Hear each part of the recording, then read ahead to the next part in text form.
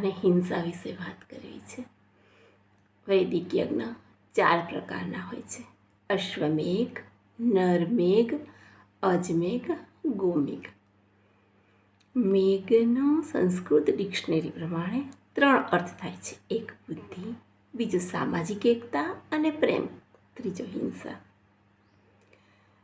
અશ્વમેઘ વિશે વાત કરીએ તો અશ્વનો અર્થ ઘોડો થાય, પણ પૌરાણિક વિધિમાં ક્યાંય અશ્વના બલિની વાત નથી. અશ્વના અનેક અર્થ થાય છે. અશ્વ એટલે સૂર્ય, અગ્નિ, રાષ્ટ્ર, વીરતા અને સામર્થ્ય.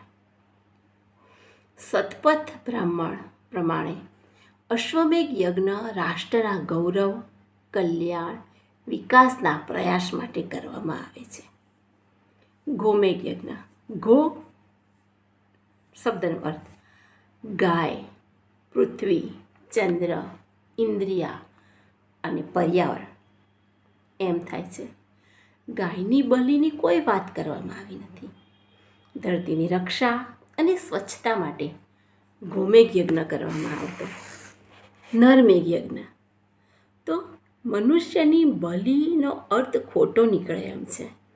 મૃત્યુ પછી વૈદિક મંત્રોચ્ચાર, શુદ્ધ ગાયનું ઘી, ચંદનના લાકડા સાથે અંત્યેષ્ટિ કરવામાં આવે.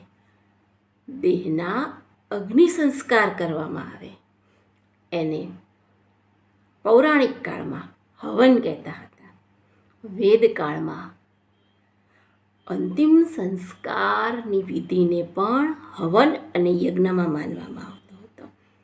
આનું કારણે કે આ રીતે વિધિવત જો અંત્યેષ્ટિ કરવામાં આવે તો પૃથ્વી પર નિષ્પ્રાણ શરીરના બળવાથી પ્રદૂષણ ફેલાતું નથી અને દેહ ધારણ કરેલ વ્યક્તિના આત્માની ઉન્નતિ થાય છે. અને નરની બલિ તરીકે ક્યારેય તે વિચારવું ન જોઈએ. અજમેઘ યજ્ઞ. અજનો સામાન્ય અર્થ બકરી થાય, પણ અન્ય અર્થમાં બીજ, ધાન યા અનાજ થાય છે. આ યજ્ઞ દ્વારા પાકની ઉત્પાદકતા વધારવામાં અને અન્નને રક્ષિત કરવા માટે કરાય છે. હવે આપણે જોઈએ કે આટલી મોટી ભૂલ કઈ રીતે થઈ સમજણમાં. તો સમય જતાં સંસ્કૃતની ભાષ્ય કરવાની ખામીને કારણે મેઘનો અર્થ હિંસા કરવામાં આવેલ છે. સામાજિક એકતા, પ્રેમ, બુદ્ધિની જગ્યાએ હિંસા શબ્દ જ્યારે ભાષાંતરમાં લેવામાં આવ્યો ત્યારે સમાજમાં યજ્ઞ સાથે હિંસા જોડાઈ ગયા અને પછી બલિ આપવાની શરૂઆત કરવામાં આવી. આથી આખો સમાજ બીજા રસ્તે વળી ગયો. બલિ અને યજ્ઞને એકસાથે જોડવા માંડ્યો. આના કારણે યજ્ઞની પવિત્રતા જોખમાઈ.